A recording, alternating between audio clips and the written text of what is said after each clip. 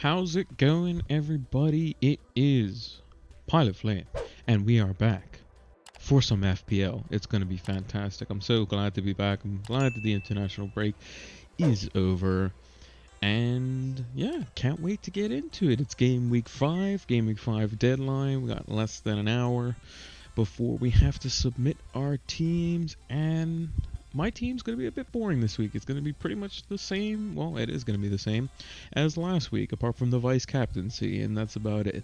But yeah, I'm glad to be back. We'd like to just do a bit of housekeeping first. So next week and the week after, so game week 6 and 7, the fixtures are a bit piled up. So the first games of the week, let me get this right while I'm just looking at it here. So game week 6, Aston Villa and Leeds play 4 o'clock in the afternoon my time, which is 8 o'clock UK time. So I'm going to be doing the deadline stream for that on the Thursday, and same for the Wolves Crystal Palace. I'm going to have to do the deadline stream on the Thursday because those games are on the Friday in the middle to late of the afternoon for me, and I can't do the live stream in time for that. Game week 8, I'm not sure yet because I haven't released the times as to when the games will be, but yeah, look out for that. And the good thing for you guys is all the videos are gonna still be the same. Yes, so you're gonna have one day, it's a Monday, we're gonna do the preview stream normal time. We're also gonna have the captaincy out at the same time as another video, and then we're gonna have the deadline stream on the Thursday. The only difference will be there'll be no videos on Friday and Saturday.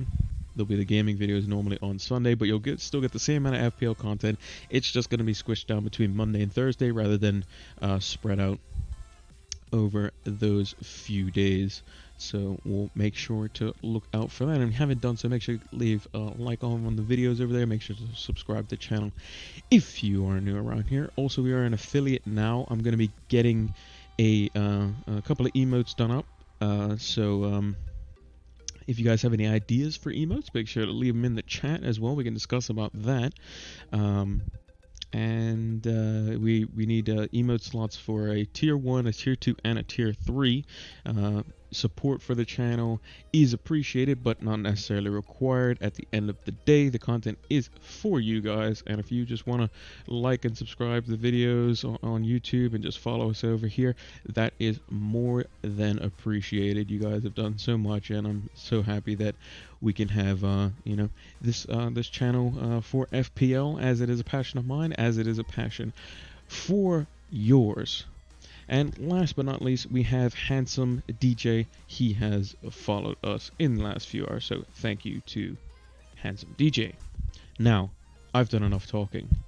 Let's start talking about the serious stuff as we get close to the FPL deadline. So let's take a look at how my team is lining up. So we have Neep coming in. Glad FPL is back after the international break. I am glad too. I'm happy to be back with you all as well. I missed doing the deadline streams. I missed doing the preview streams and the game week leading up to the FPL game week. And I also don't necessarily miss getting up early, but that's a different story. I get up early anyway to go to work every day, regardless. So that's perfectly fine. So this is my current full team. Let me bring up my actual how we line up. So if you watched my lineup video, which was posted yesterday, this is the team that I currently have, and I think I'm going to stick with it. I don't think there's anything that's going to be swaying me. I just hope that the Liverpool Everton game does not disappoint. I want it to go either one of two ways based on my team. One way is Salah scoring at least once, hopefully a goal assist minimum, and Liverpool keep a clean sheet. That'd be fantastic. Because I wouldn't mind Calvert-Lewin and Rodriguez blanking, or it's just an absolute goal fest, 5-5, and Robertson and Trent get like a return each as well, so they don't go negative into points. And like Rodriguez and Calvert-Lewin and Salah are just firing back and forth between each other. So that would be interesting. Hey Masudi, how is it going? I am doing well. I hope you're doing well. In the words of Hugh Izzy, in these turbulent times. Hopefully everyone is doing well. Hopefully everyone is now in a great zen state of mind now that the game week is on the horizon and that we can relax. I swapped KDB for Son. Do you think it was a good move or should have waited? Well, considering KDB is out, Son is definitely a good move. If you caught the price rises for him beforehand, that would have been good. Because it seems like, according to some reports, and Pep kind of alluded to this a little bit, he didn't say just, oh yeah, De Bruyne is out for this game, he'll be back in the Champions League or something like that. He said De Bruyne is going to be out for games, and he mentioned specifically he will miss the Arsenal game, so I'm thinking he misses this game, he misses Champions League, and he potentially misses next week too, and their Champions League that week, and then he comes back in game week 7. So I see a lot of people going from Kevin De Bruyne to Son. I see a lot of people going from Kevin De Bruyne to Sterling. Both are fine moves, personally. I'm interested. I was very curious for the press conferences because I didn't do any moves at all. And the whole time I'm sitting there waiting for the international break to finish. Like, for me, the best day was yesterday, mainly because I knew that FPL was going to be, back up and running tomorrow. This is thinking on Friday. And I'm like, I need the press conferences, because if Pep comes out and says, yeah, Aguero's back, he's back in the team, he was going straight in my team. He was going straight into my team. I was thinking about getting Bale. I was doing all kinds of crazy nonsense. So we'll have to see. 7-2 loss was frustrating. Having Salah, Arnold, and Van Dijk even worse when I was near in game week 4. Well, I mean, if you had Salah captain, then it was fine because he got 2 goals and a bonus point, I think it was. So probably not the end of the world for that. So I think that would have been perfectly fine for you. But yeah, the 7-2 was a bit out there. Not really a prediction that people would have thought of. And I'm pretty sure the odds would have probably been somewhere in the realm of betting for Leicester to win the league when they won the league, which would have been some crazy odds. But Aston Villa have been playing well. They have been playing well. Grealish has been looking, good as ever, despite the fact that Southgate thinks that he just doesn't exist and finds every opportunity to talk about Mason Mount, even though Jack Grealish is a far and better player than Mason Mount, and Jack Grealish is also a more diverse player in every sense of the way. Like, when he came out and said, like, oh, we need somebody that is going to give us pressing and like, I think he said, like, fitness or something like that, or something along those lines. And it's just like, do you know that Jack Grealish is, like, the most fouled player? He presses well. He's better on set pieces. He's better at driving with the ball. He's a better creator of the ball. He's a better shooter of the ball. He gets into better positions. It's like, what is Southgate even saying? But, yeah, regardless, we move. What about captaincy? Salah or Son, or go crazy with Jimenez? I don't think Jimenez is going to be that looked at this week. However, I do think that Jimenez is not a bad shout, and this is my reasoning for that. It's because he's up against Leeds, and Leeds are going to attack. They're going to attack. They are vulnerable at the back. They don't have Cooper, who's injured. He's going to be out, so they have to bring in, I think it's Strick down the back, or they play Ayling in a back 3. I think they're more probable to go with a back 3 with, like, Ayling, Strick, and that guy Koch, or whatever his name is. And then they'll play, like, Dallas and maybe like Costa as like the wing backs or something like that. Play Phillips in the center, and then play like Rodrigo, um, Harrison, and Bamford, and one other. I think may have missed one extra player in there, um, yeah, I think that Jimenez could be good on the break. I think Leeds will want to have the majority of the possession as they did versus Man City, which was unheard of. And I think that favors Wolves because Wolves are a team that are in somewhat of a identity transition, as it were. They're trying to get themselves in a situation where they're not just this counter-attacking team. And we saw that against Fulham. Jimenez had a one-on-one chance, he missed. Traore was creating chances, and they were playing around with the possession more because Fulham was playing more on the break. This type of game will suit them better. It's away from home. They're going to be the underdog, as it were. Leeds are going to be on the offensive. They're going to have the majority of the ball, and Wolves can just revert back to type, which is just breaking with Traore, Jimenez, and Podence and these sorts of players on the break. My fear is that for those that have Podence, those that have Neto, that Wolves are going to go to a 3-5-2. So they're going to they seemed with the 3-4-3 to lose the midfield battle. So if they just have Matinho and Neves, in the center of the park with the two wing backs and then the back three, they lose a bit of control in there. So what they do is they might remove Podence or Neto or Traore and put Dendoncker in there as well, and then they just play with Traore and Jimenez as like two strikers. So we'll have to see. Maybe he goes, Nuno goes a bit different.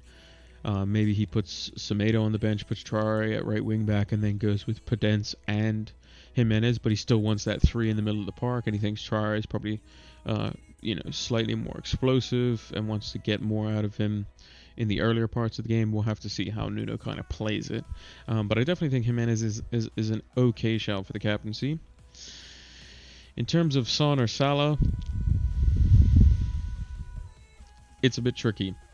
I would definitely be tempted with Son or Kane if I had them, but I'm still not convinced by Spurs. Like if we look at Son and Kane individually in terms of their performance, which we'll get to in a little bit, they're doing quite well.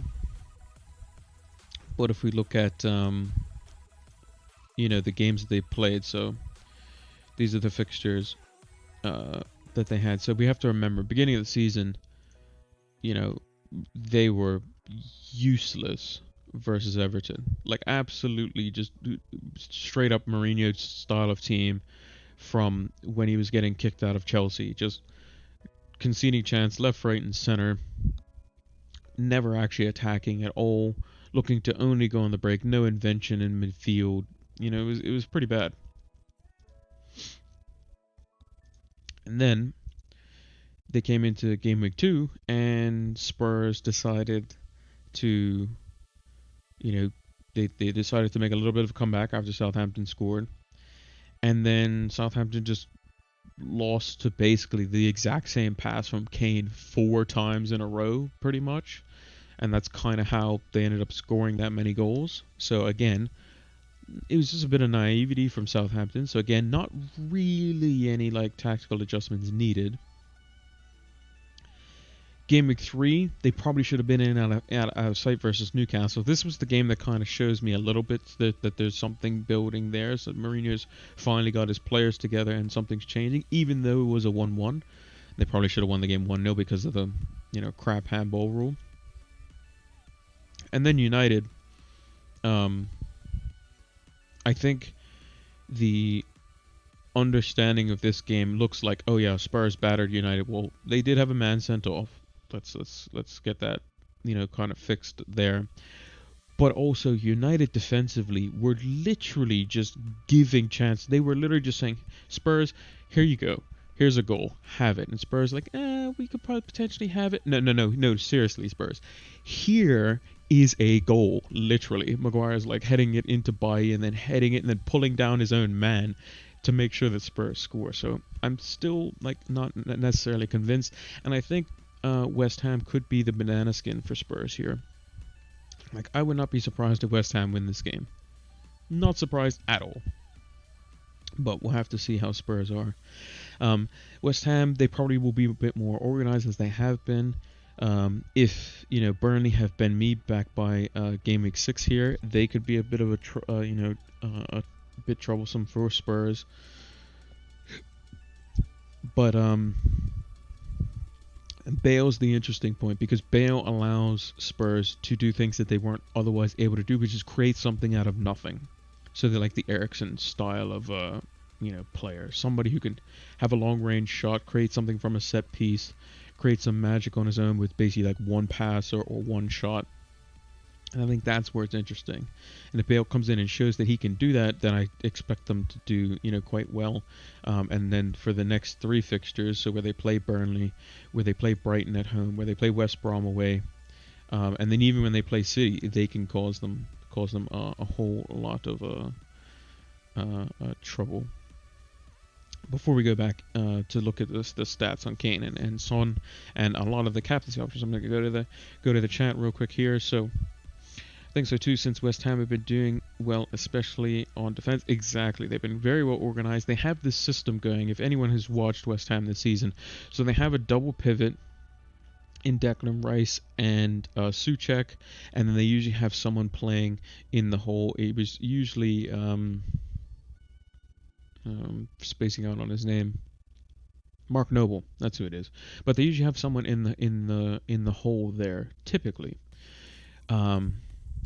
Whether it's Mark Noble or whether it's somebody else. And what Souček then does is he signals them to go back, and then he goes forward when the ball is progressed into the final third so that he can make the headed attempts. Whereas then when they go back on defense, he busts his tail to get back. So like, I'll use United as an example. When United is transitioning, Pogba just stays deep. He doesn't make those runs into the box, saying for Bruno to cover and stay on the outside of the box. That's what he should be doing. When we're in transition, Bruno makes the play, plays it down the wing. Bruno should then float in and around the box and maybe get a chance to maybe nip in the box super late. But Pogba should be telling Bruno, hey, cover my tail. I'm going in the box for the aerial threat for the cross. That's what he should be doing. He doesn't do that, but that's just an example. Chelsea do it from time to time, but they do it with the wrong player. They do it with Conte rather than Kovacic, which makes no sense. But Everton seem to be a bit solid though, and without Alisson injury. I mean, the Alisson injury is a concern for Liverpool defense for sure. And Everton defensively are only as good as Jordan Pickford, basically. And that's not very good, unfortunately, because Jordan Pickford is pretty bad. But in all seriousness, it just depends, because like Liverpool, against teams that give them space or like to retain the ball a lot, Liverpool are going to be very good versus those teams. So Ancelotti's, team that he's got going, he has James kind of as a false right winger who comes in and gets in like the half spaces. He has this functional midfield 3 when all of his players are playing. He's got Andre Gomez in there. He's got Abdoulaye Doucouré in there. He's got Alan in there. These 3 workmen-like midfielders that are just going to retain and win back the ball. Very similar to kind of how Liverpool's midfield functions, except he has more of a lopsided attack where Richarlison, gets the ball out on the wing and kind of can cut inside as well. James kind of comes in and plays like a number 10 role, and then you have Seamus Coleman coming up on the right and kind of overlapping, kind of like how Robertson does for Liverpool. So it's kind of the opposite of the way. Like it's like a flipped mirror image of the way Liverpool play. So instead of like Robertson bombing up the left hand side with Mane cutting inside, and then you have Salah kind of sometimes hugging the wing and then sometimes coming in field, and Firmino kind of dropping off. Um, they have it on the opposite side. So there's Seamus Coleman coming around the side, making deeper runs, and then Digne kind of sitting off a little bit more and doing a more whipped delivery from a deeper position, kind of how Trent does it. So it's actually going to be interesting to see that they're going to be attacking those exact same sides, and they're going to be mirrors of that type of attack. So Digne will be up against the likes of Trent's side, and Coleman will be up against the like of Robertson's side. So it'll be pretty interesting to see kind of how that plays out. In terms of the captaincy there, it's really hard to call because the Merseyside derby has typically been games where both teams have just not scored very much, and I hope that it's not the case. And if it is the case, then I hope it's like a 2-0 win for Liverpool, because I have Liverpool defenders, and that favors me a little bit more. And in terms of like the ownership, like Robertson's 15% owned, Trent's 39% owned, James Rodriguez is more owned than Trent now. Calvert-Lewin's half the players have him. A lot of people have Salah too. But I would much rather Liverpool get a clean sheet, some bonus points for my defenders, and Salah get a return or two. So that would definitely favor me a lot more. If in everyone else's case, they probably hope that Everton and Liverpool go absolutely nuts against each other. It's a 5-5, and I just hope that Robertson and Trent are involved in that if that does transpire, which I think could potentially happen because Liverpool's defense has been terrible, and I still think that Yerry Mina and can't remember his name. Something Keane. I know his name is Keane. At center back and Jordan Pickford are still a bit of a worry.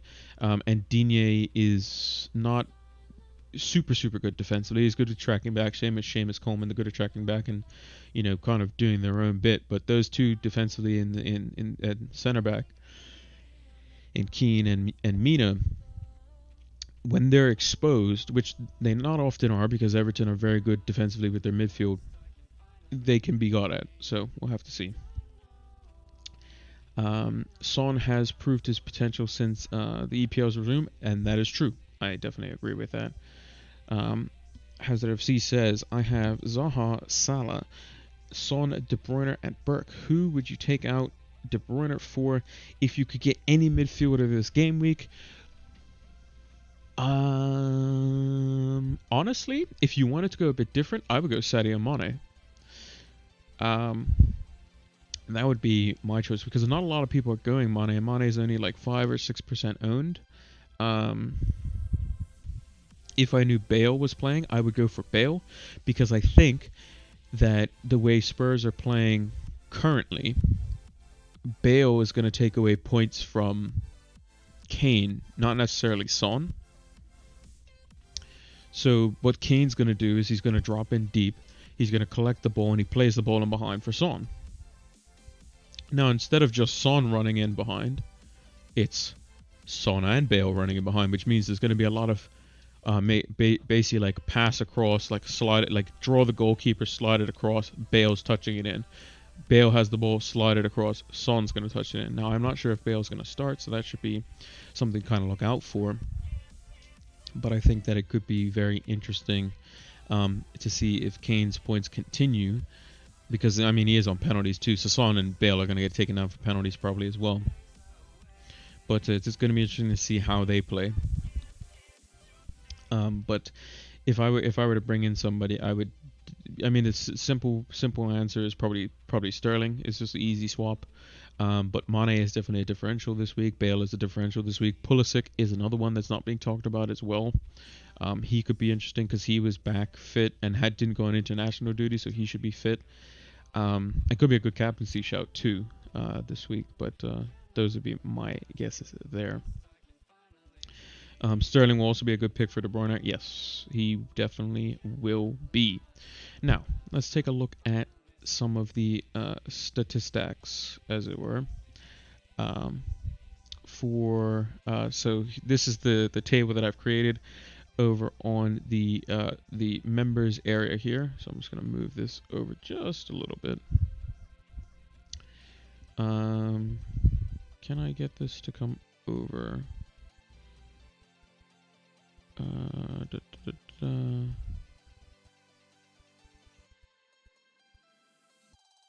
Okay, so that's about best as I can get it in there. But basically, that last column is its expected goal involvement, which means the likelihood of a goal or an assist in that column.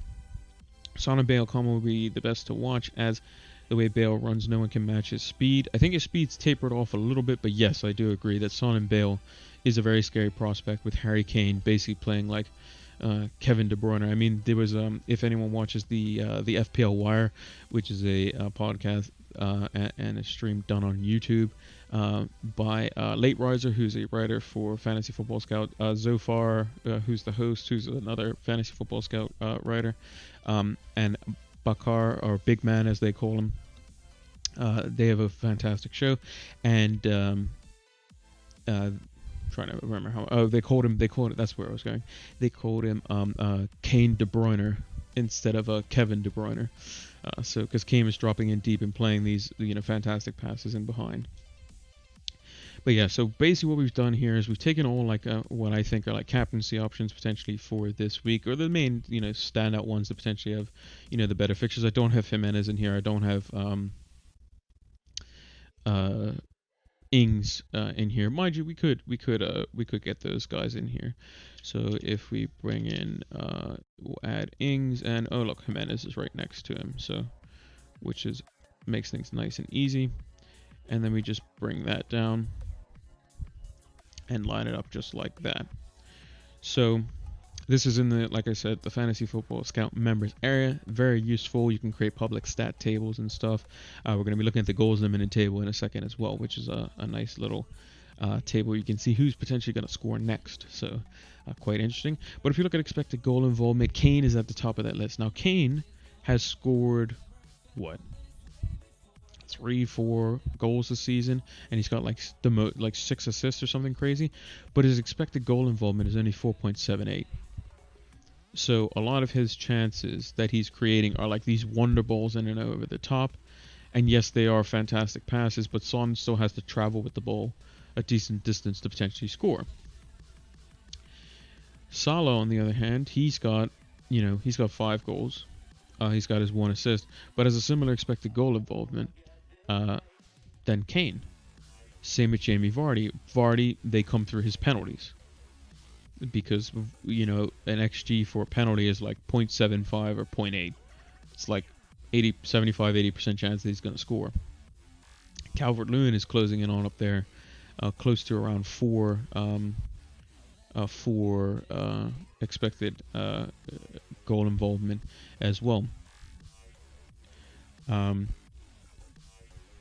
And then if you just look at shots inside the box, Salah is exactly pretty much the same as Kane. He's not as accurate. We know that Kane is very accurate when inside the box. Son doesn't get as many shots inside the box, but when he does, typically it's on the break, and it's one-on-one with the goalkeeper, so it's quite good. Calvert-Lewin, if we look at this, shots inside the box, he's had 15 shots, 13 of them inside the box.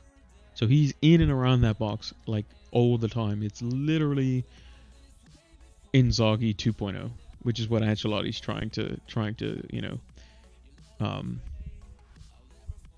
what he's trying to do, basically. Another thing that's also interesting as well is that Kane's expected goal involvement is 4.78. However, his XG delta, so this is his number of goals that he scored minus his expected XG, so the goals that he should have scored, is actually 0.83 less than what he should have scored. So in theory, he could potentially have an extra goal to his name already based on his stats. And he's the only player apart from Timo Werner on this list, but Timo Werner is down at the bottom for a reason, because he's only had 1 big chance, he's only created 2 chances, and he doesn't nearly get into as good of positions as Kane does. In terms of big chances created, we're still looking at Kane. Kane is dropping in deep and playing the balls in behind, creating a lot of big chances. Salah's creating a few, Son's creating a few, Fernandes 1, Sterling 1, and the rest not so much. They're more out-and-out strikers. In terms of total big chances, Son is up there because he's getting the ball in behind and he's getting one-on-ones with the goalkeeper. Then it's Vardy, who's getting chances from the penalty spot for the majority of his goals. And Calvert-Lewin and then Kane. So Calvert-Lewin is getting a lot of one-touch finishes. So people say, oh, he's only doing one-touch finishes. But that's exactly what you want from your striker. You want him to be put in positions where you know that if you only have one touch to put the ball in the back of the net, you want your best player to do that. And Calvert-Lewin does it with very leaping headers. He does it with great finishes with his feet. And that's why he's been such a good asset, and he's been putting them away. Last season, from game week 29 to game week 38, if you go back and look at the stats for Calvert-Lewin, he was somebody who was getting, decent chances, but just not many of them. And now he's got people who are putting in those decent chances on a slightly more elevated, more of a quality into the box for him, and he's putting them away. So it's just a bit of a... This is amazing how like a couple of changes in midfield can make your striker that much better, and a little bit more coaching behind it as well. Werner was expected to score, but he just ran like a referee and was very frustrating.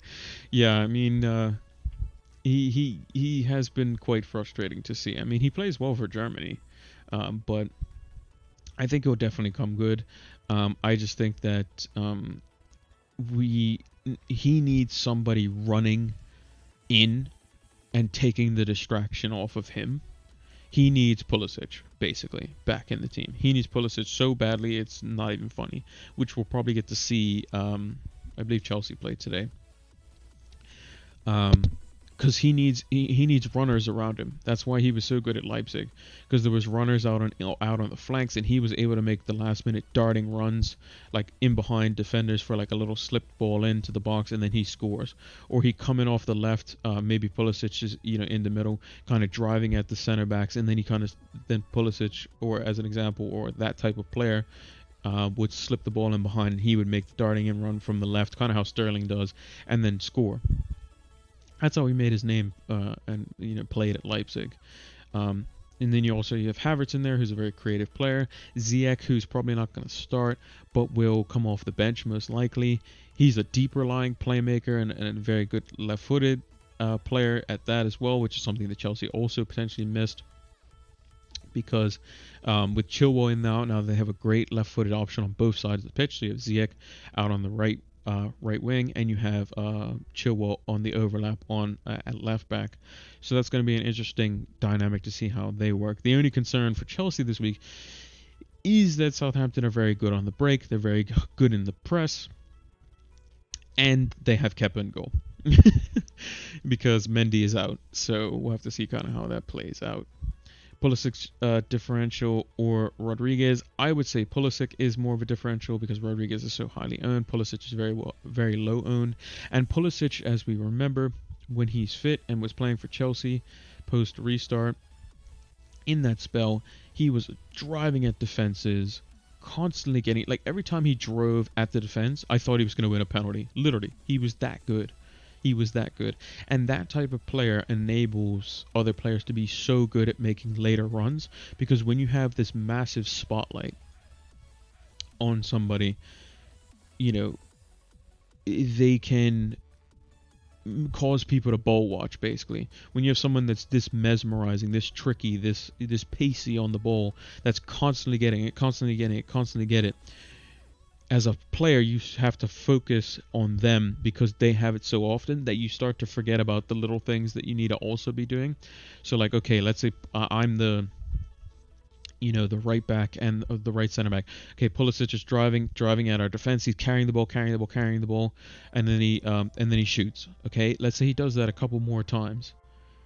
Okay, so now you're thinking, okay, the next time he goes to drive at me, I have to close him down. Okay, maybe he does a little skill move and basically makes me back off a little bit. But then you just realized, I've been thinking he's going to shoot this whole time. And then he lays this ball in behind, and Werner's not being marked because both of us are drawn to going at Pulisic and dispossessing him when he's good enough to basically beat you and then lay somebody in. That's why he's so, so good. He's just so lethal. And also he's like how Hazard was when he was, on his day, driving at defenders, not afraid to go in the box and get taken down. He was like constantly going at defenders, just never runs out of energy as well. So It's going to be interesting to see. And I think they missed him a lot. So he should perform this week. But we'll see if Southampton can hold up to that, because if they play that like similar high line how they did to Spurs, I mean they're going to get absolutely ripped to bits if that happens, because you have Pulisic and Timo Werner, who are just absolutely pace monsters. Chilwell's no slouch either. Havertz is actually deceptively fast for in terms of maneuvering the ball, not necessarily in terms of sprint speed. So yeah. Keeping Fernandes just is it create a penalty, or will he create more chances? Being a United fan watching their gameplay, it's like a child playing with legends. Yeah, it's a bit disappointing. I think that United are probably going to be a little bit better versus Newcastle. Newcastle are going to kind of play the underdogish style of, kind of gameplay. They're like, oh, we're against United even though we're at home.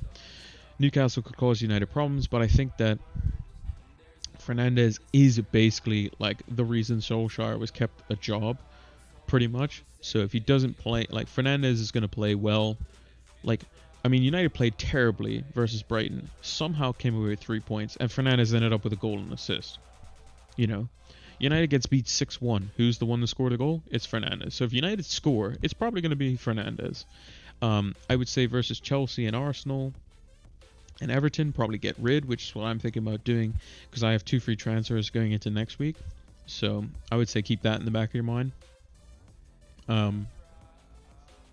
But I can certainly see the argument for, if you have the funds going to Sterling this week, I can see the argument for bringing in Son, bringing in Bale if you think he's going to start, bringing in Pulisic if you think he's going to start from the off, which he should according to Lampard's word.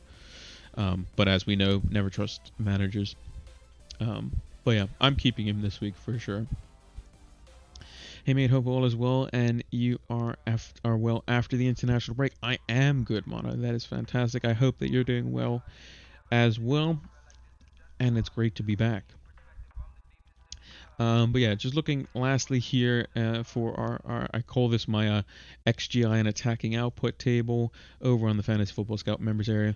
In terms of total big chances, like we've seen, Son, Vardy, and Calvert-Lewin all tied on 6, getting quite a few of those overall. But in terms of just like my main thing is that I like looking at is big chances total in combination with chances like created as well. And if you look at just normal chances created, like Salah has created more chances than Kane has. He's created more chances than Son has. He's getting more shots inside the box than anyone else. Yes, they're not as on target as the likes of, Kane or equal to Son. But that's why his XGI is so high, because he's creating so many chances. And that's why his bonus is typically, lower than some. And that's why he needs like a goal assist, 2 goals to even get on the bonus score sheet, because of the amount that he is, contributing. He gets dispossessed quite a lot. And, some of his passes don't come off. But when they do, he just needs somebody on the end of them finishing them. And that's where kind of Firmino, I think, has lacked in the last... several games for Liverpool going into last season as well. But yeah, that's the attacking XGI and output table that I've made it, and I just wanted to bring over to this. So this is a table made by one of the Fantasy Football Scouts main members. This is Joe, or John T, as some people might know.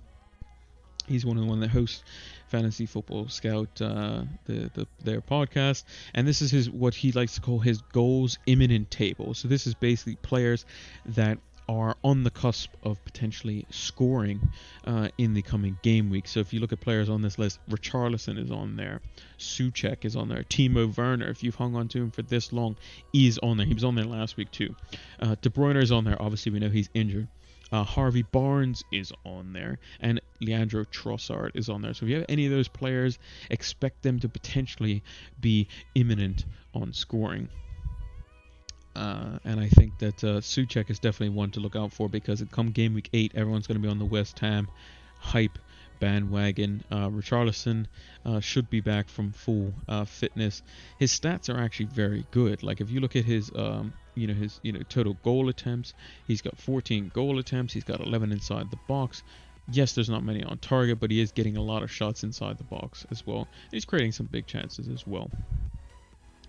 Yeah, that's a little peek inside the members area. As we usually do, we are going to integrate those stats throughout the entire season, whether it be in the videos or on the streams here. I think they're just quite a lot of fun, and I think it's definitely worth it. There's also heat maps and all kinds of stuff in the members area as well. The season ticker is another thing that's actually very useful, where it shows you like the best fixtures offensively and defensively. So make sure to check that out if you haven't done so already. And I have in all my YouTube videos, I have the link. So if you do subscribe to their members area, you can look at that XGI and attacking output table that I've created as well. And we're going to be doing a bunch of different other ones overall. Major transfer, brought in Pulisic for De Bruyne. Final question, Salah captaincy or big balls differential with Pulisic captaincy? Just worried that he won't play the full 90, but as a Chelsea fan, my bias is taking it all the more tempting. I say go for it. I've seen a lot of people looking to captain Werner again this week. I've seen Havertz, I've seen Pulisic, I've seen all these Chelsea players, and I think they could do well. I just think defensively they're probably liable, and I think that it could be a back and forward game potentially. It just depends on how Lampard sets up, really.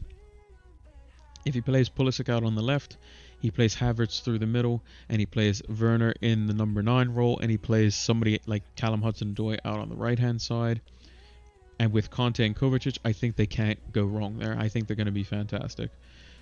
It's just a matter of if he wants to, have this love obsession with Mason Mount or Tammy Abraham. If he does something like that, then you can expect probably not as great of a performance, because you need players against Southampton that can beat a press and are very quick in terms of passing. Tammy Abraham is not got the best touch in the world. It is developing and it is better, and his hold up play is getting better. But I think if you're going to play that sort of player and you want that sort of player, you would just play Giroud instead, who's a lot better and more press, functional, as it were. He doesn't get as absorbed and kind of marked out of the game by a press, because he does it for France and holding the ball up. Definitely Lampard's obsession with the golden boy. Mason Mount is definitely a golden boy for sure. Only thing that kind of frustrates me at times, he is. There are a lot of English players that I think are overrated. I think they still could be, exceptional players. There's no doubt in my mind that I think Mason Mount will go on to be a very, very good player. It's just when people think that he's better than Grealish at this current moment, or other players, then it's just blows my mind, really. They're making him seem like he's this all versatile player, but like me personally, now I'm not a Chelsea fan, and I don't try to be by any stretch of the imagination, because I'm a United fan and that's how it works. I do watch pretty much every minute of every game, apart from when Burnley plays Newcastle, in which case I fall asleep on my couch, but I try to watch every minute of every game every week. In terms of the way Chelsea play and whatnot, where is Mason Mount's actual best position? Because me personally, I think it's the number 10, like in and behind the striker, or in like a number 8 in a midfield 3 on the right hand side. But Havertz plays the number 10, and Chelsea typically don't play with a midfield 3, so I'm kind of confused as to why he's being deployed out wide left, out wide right, in a double pivot. Like, these are all weird things for me. I'm not sure why he's being deployed in these positions. Like, people think he's the master, like he's the new Jesse Lingard. You play him anywhere in the midfield, anywhere across the front 3, he can play anywhere. And I hope he doesn't become Jesse Lingard, because Jesse Lingard's form has dropped off significantly, because it'd be a waste of English talent. But I'm still confused as to what his best position actually is. Also, FaZe Anas 10 has followed. Thank you, much appreciated.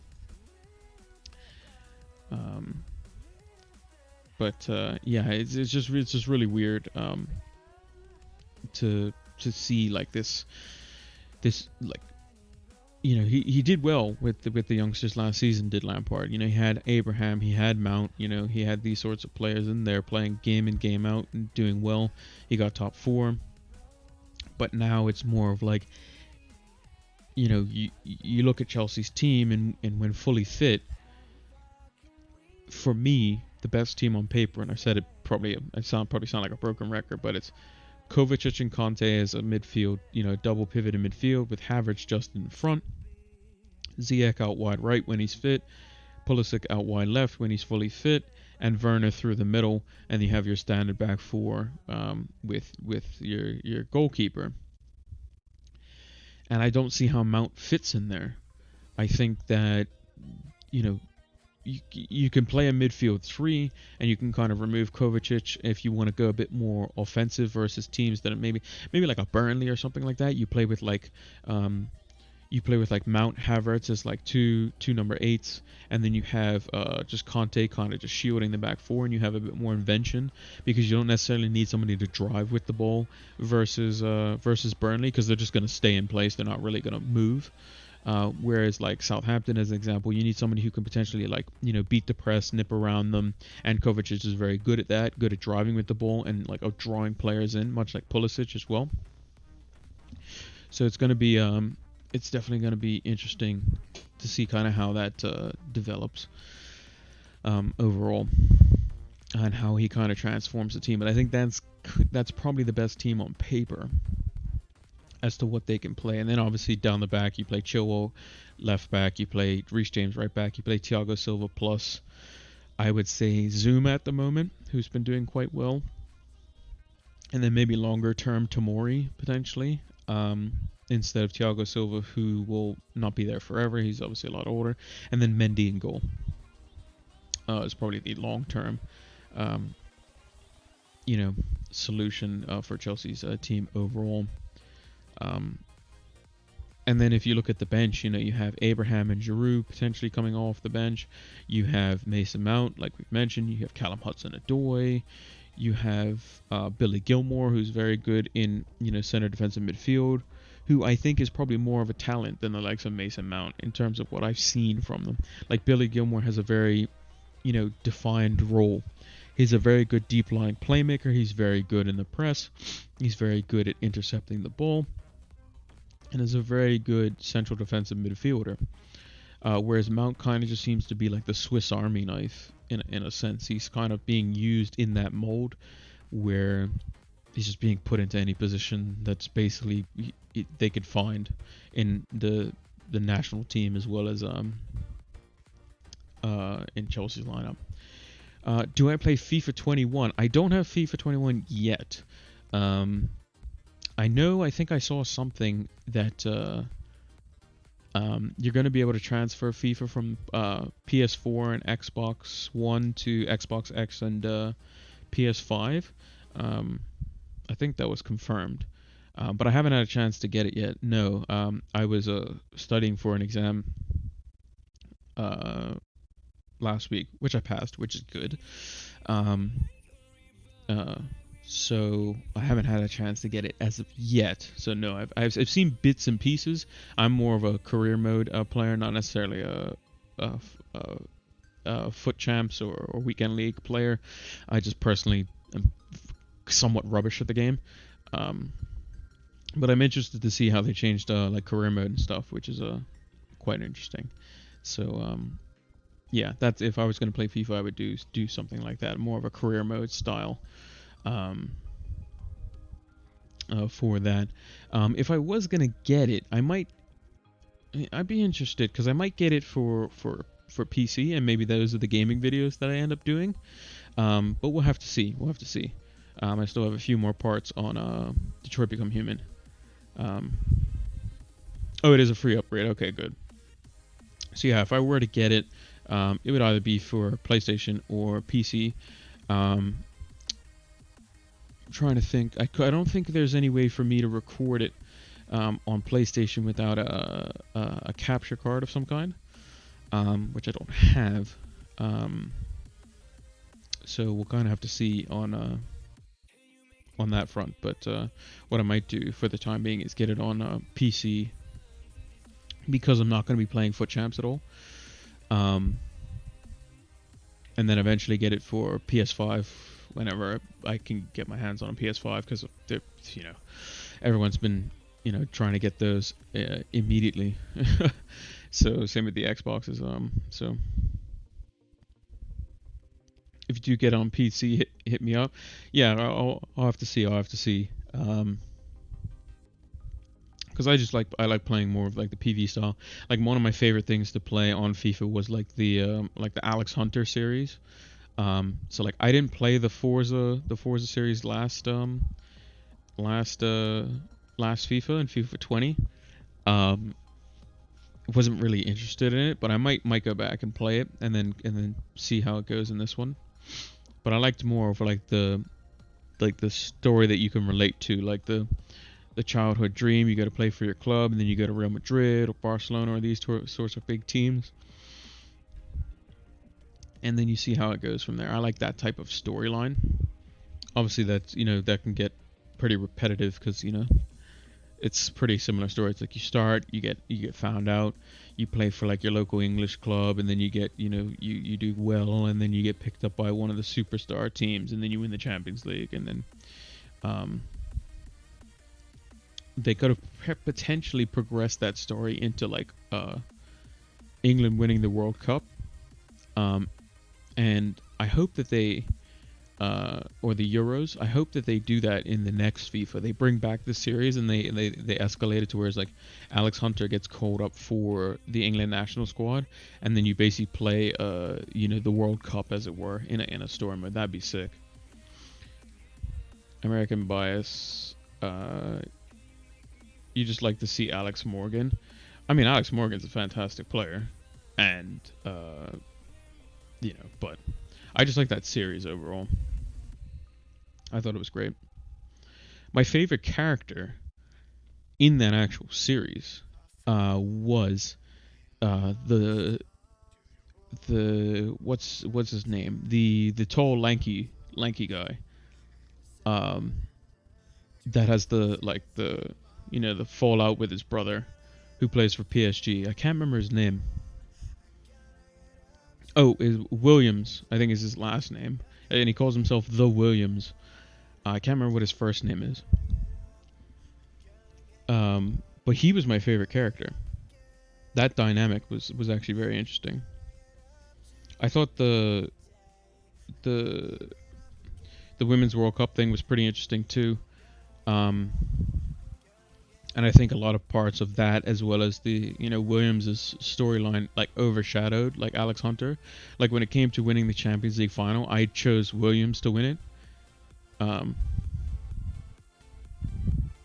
over Hunter.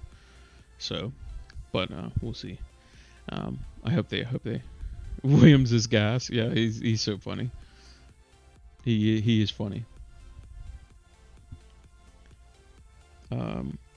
But yeah, that'd be interesting to see if they brought that back for like the Men's World Cup or Euro Cup, and you basically play like you go on like the English national team and then play for your country. That'd be sick. And then you would have Williams and Hunter in the same team, and that'd be pretty sick overall.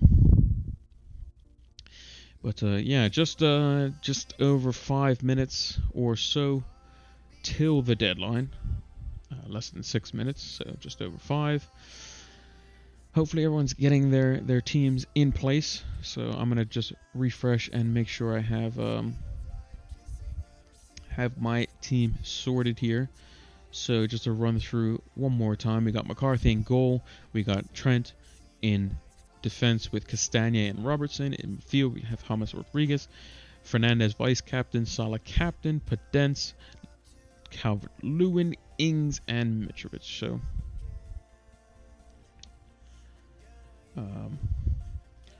hoping to see Air Force One climb up the Flames Recruits Mini League this week. I hope so too. I hope we don't just climb up it. I hope we fly up it, because that's usually what Air Force One type of planes would typically do. They fly straight to the top. Where am I actually in the league? I'm 53rd. That's not too bad. That's not too bad. We can get into the top 50 this week. I personally think that this week itself is going to be, like, it's hard to predict, but I think this is going to be a lower scoring game week because there's a lot of teams that play against each other. That people have a lot, a lot involved in it. So, like, a lot of people have, like, Salah or a Liverpool midfielder. A lot of people have, at least one Liverpool defender. A lot of people have James. A lot of people have Calvert-Lewin. A lot of people have Digne. And they all go against each other. So if that ends in like a 1-0 win for Liverpool, it's going to drop the scores down significantly. So could you do a Havard FC behind you if you're flying to the top? I mean, I could probably wish upon it, but I don't think that's probably possible. I mean, I can at least try to, see if there's some space, up in first class potentially to see if there's some space available. We just have to figure out how many tickets are available, and the way you find out if those tickets are available is you go over and subscribe to the YouTube channel if you're new. That's how you do it. You go and watch the videos. You take in all the FPL content, and then you kind of piece it all together, and then you come back here for the deadline stream, and then we discuss everything. And that's how you get it. You get in all the knowledge that you can, you make your best informed decisions, and you use based on stats and, more informed decisions rather than just emotion. McCarthy, Justin, Trent, Robertson, Mitchell, Salah, Son, St. Maximin, Barnes, Dominic Calvert-Lewin, and Kane captained. Lovely. Just be wary that Mitchell might not play. That is a possibility. So make sure your first sub is available. Because Patrick Van Arnhold did say on Twitter to a very famous FPL Traore that he is back, so Mitchell might not play. So you might get Adams off your bench anyway. And then Kane or Son captain. If I had to choose between Son or Kane versus West Ham, I would pick Kane personally, just because I think West Ham are going to be a bit more compact, and I think in a more compact setting, Kane's going to be more involved in the box for crosses, and Son is probably going to be more the provider, whereas if a team's more open at the back, so like if you're playing against like a Southampton, just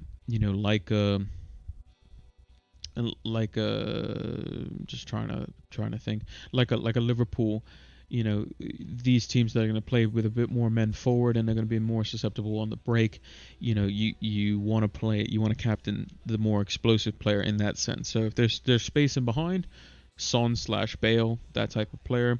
If there's not as much space in behind, it's going to be a bit more congested, you go for Kane.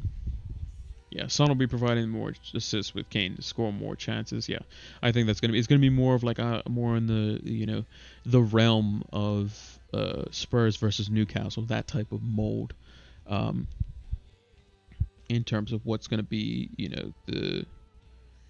the normal or how the game is probably going to play out. And yeah, Kane is on pens, as Mono has neatly pointed out as well.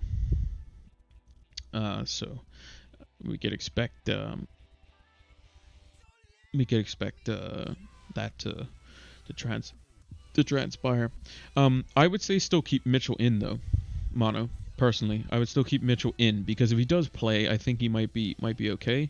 Unless you think Adams can do well versus Kepa, which I think that's perfectly fine too, so there's an argument for that. Me personally, I favor the attacker over the defender any day, unless the attacker has an absolute terrible fixture. So if the attacker is going up against like prime Burnley and his team is very bad at creating chances, and you have like a defender that has like a halfway decent shout, then I would play the defender. But I always like to favor the attacker, so I would have put in Adams over Mitchell anyway. But that's just me. Because I think Brighton are definitely going to probably score in that game. And that should be the deadline as well. I like Ings as well. Just versus Chelsea this week, especially when I heard the news that Kepa was out. I was like, fantastic. But I liked Southampton's attack versus Chelsea defensively anyway. And that is it. The game is being updated, so that is the deadline. It flew by today. I guess we were so excited for it. Yeah, didn't even talk about any transfers that I potentially would have made, but I discussed those on my lineup video, so if you want to go check that out, you can do. Post that yesterday. But yeah, let's switch over to the main cam here. So yeah, just some refresher. Zaka has come in and said, I captain Pulisic. Was that dumb? No, I think that was a very good pick, actually. And what time is it for you there? 6 a.m. It is 7 a.m. I am 1 hour ahead of EST.